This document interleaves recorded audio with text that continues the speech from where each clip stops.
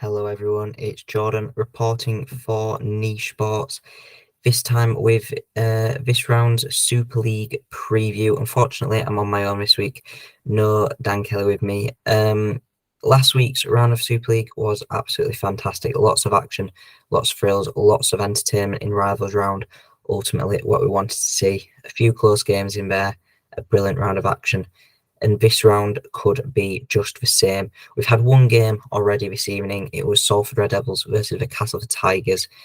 And it finished 14-6 to Salford.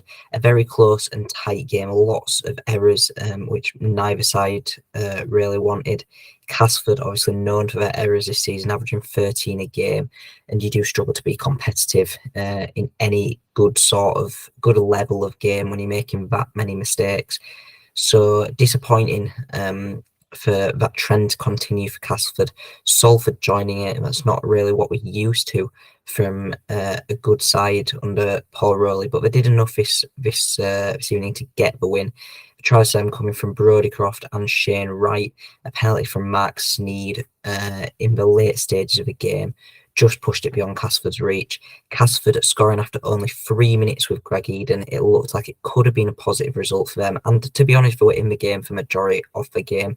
It's an opportunity that potentially they should have taken, but unfortunately they didn't. From Salford perspective, not their best performance. Very scrappy, that's for sure.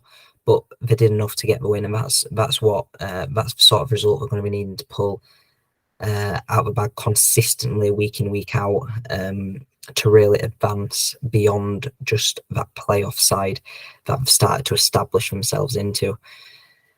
Castleford, though, it was a good opportunity for them to maybe come to 10th position.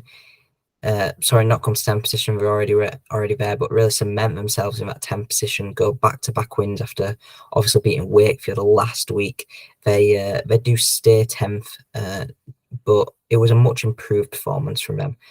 Yes, there was errors, but there was a lot of times in that game where they didn't didn't really look like a relegation team. There was quite a bit of cohesion in defence in particular. Attack very flat and not really looking like they always had the answer. But that left side, which has come under a lot of criticism this season so far, for the amount of errors that they've made and the tries they've conceded, looked quite strong this evening. So that would be positive signs for Andy Last, who goes for a formal job interview tomorrow to get on a full-time gig. And you would imagine, with Castleford improving every week since Lee Radford left, he has a good job at that. He has a good potential at getting it as a full-time gig. So yeah, that one finished 14-6 to the Red Devils. Looking on to the rest of this round then, we have Huddersfield Giants versus Catalan Dragons, 7:45 p.m. tomorrow. This game could be a really good one. Both teams coming off the back of losses, Huddersfield losing 18-17 to Leeds respectively. Catalan losing 2014 to the Warrington Wolves. From a Catalan perspective, Warrington was always going to be a tight game, a game that, it was a top of the table clash. It could have gone either way. Warrington obviously getting the win. Catalan did look quite good in it though, and it was a tight, close encounter that pushed Warrington all the way. Potentially unlucky not to get the win. Gil Dudson's red card for Warrington really could have turned the tide. Catalan maybe not making the most of that man advantage in their last minutes last week, and Warrington getting the win. But for Catalan, that's a loss, but not a hard one to take. They did drop to third in the table, so they'll be looking to get back to winning ways, winning 6 of their opening 8, looking to make it 7 from 9 this week. And there's a good chance for them to do that. Huddersfield, it was a disappointing loss for them. Contrast to Catalan, where it's quite a difficult one to take, to a Leeds side who are up and down. They did lead for the vast majority of that game, but had the control in that game was poor in that second half. Jake Connor made some questionable decisions, like kicking it out in touch when they only had a 1 point lead.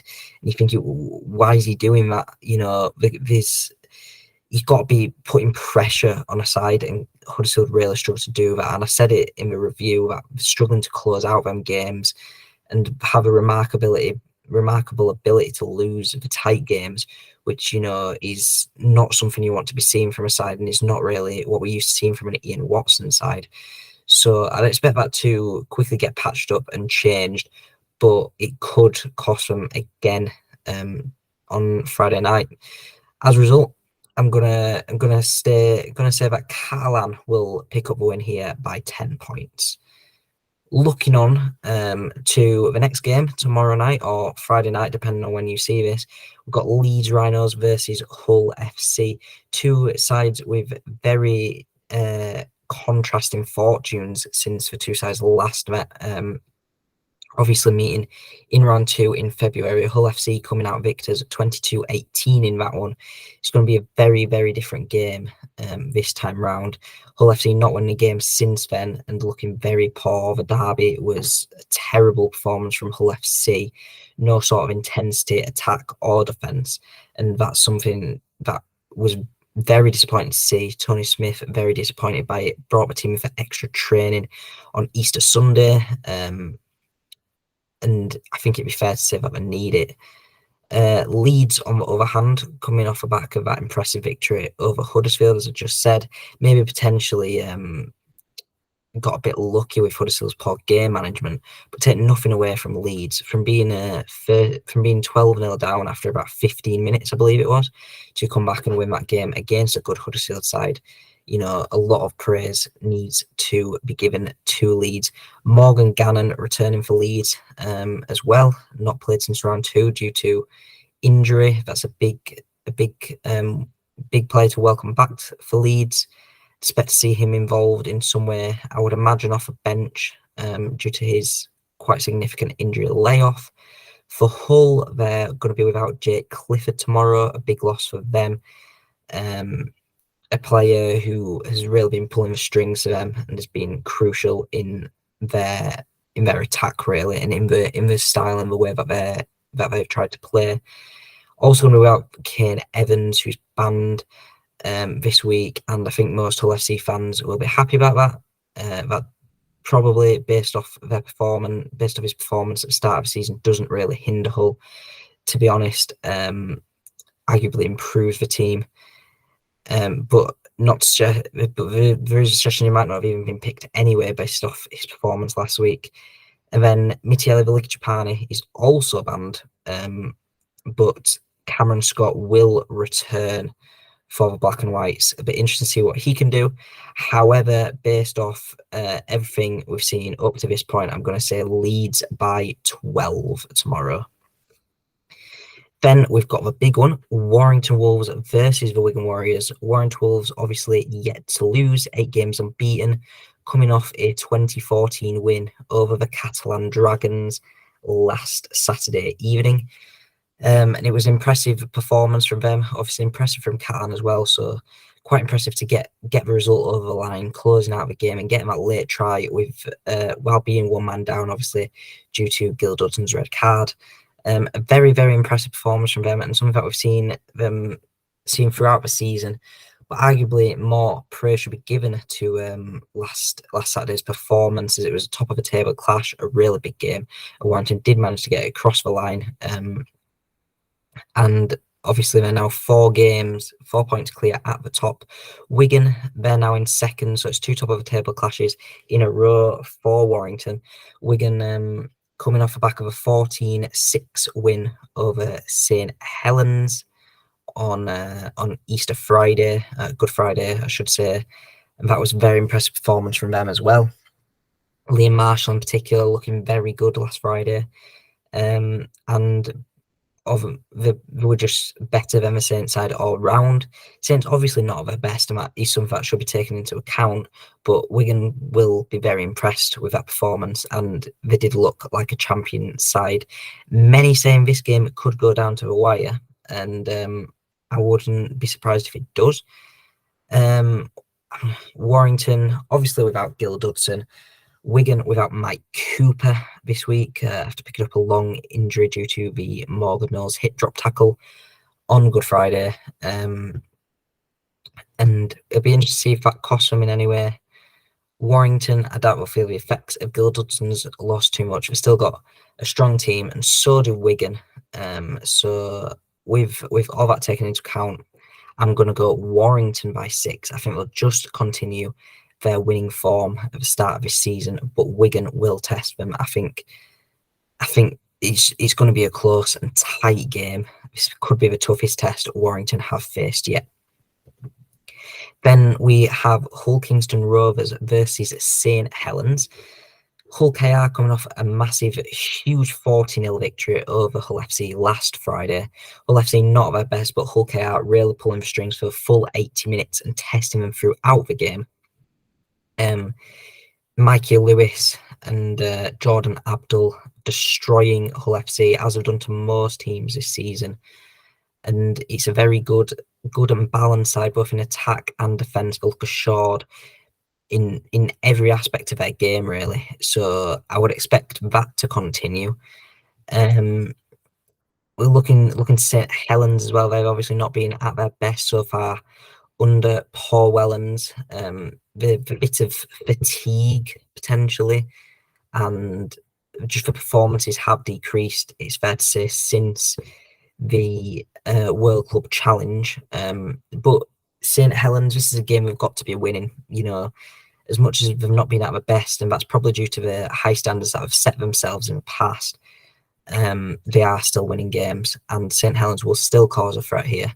They're still a champion side, a sense, and it's important that that's remembered. And I think this is a performance where they will really pull the strings. Hull KR, no pushovers. They will stand strong. They've got a strong squad. Dean Hadley re-signing this week as well, continue to build that squad. Jez Litton being in the England squad as well. He's another strong member of that Hull KR side. Ryan Hall's always a threat on the wing, and Tom Opacic has started really well in his life at Hull KR. And potentially shock prediction here, but I'm going to go Hull Kingston Rovers by 4 points to beat the Saints.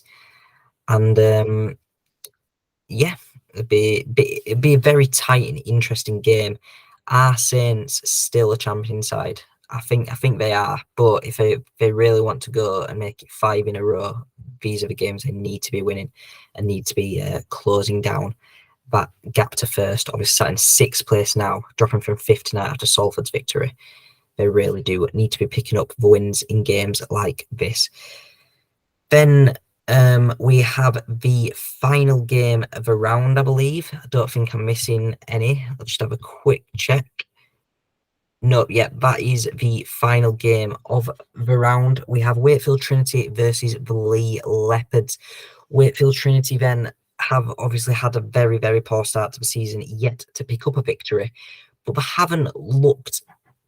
It's hard to say they've looked terrible because they've had the chances, they just can't take the chances, and that's been a consistent theme throughout the whole season. It was very, very clear against Castleford last week, especially at the start of that second half. I had chance after chance after chance after chance after chance and could not take it. The defence is also not much better. They've conceded the second most points in the league after Hull FC. So it'll be a bit interesting to see if we can turn that around this week. Lee have obviously had a brilliant start to life back in Super League, putting quite a few teams to the sword. Got, I think it's 4 wins on the board now, beating Saints and Hull FC, beating big teams along the way.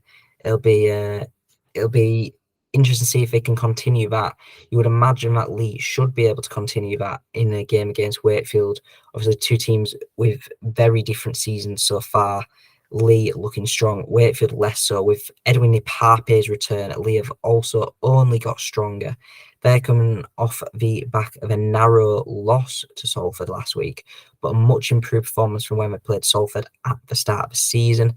2-point loss last week, 10-point loss at the start of the season. They're improving, and it's very clear to see. Josh Charnley been a threat all season, and you would imagine that is something that will continue. Unlucky and rather unfortunate not to be in the England squad as well for Josh Charnley. Perhaps unfairly left out by Sean Wayne. But it'll be interesting to see if his fine form continues on Sunday.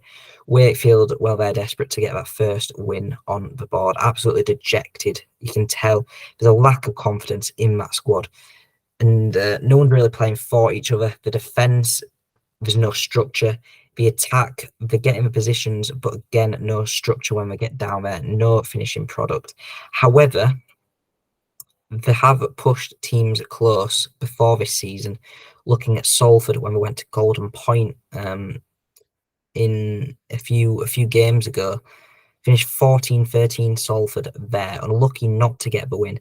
I'd expect Mason Lino to be a threat this week, but obviously as me and Dan said in the review, he needs to. He works off stuff that he's provided to him, so he's going to need that backup this week.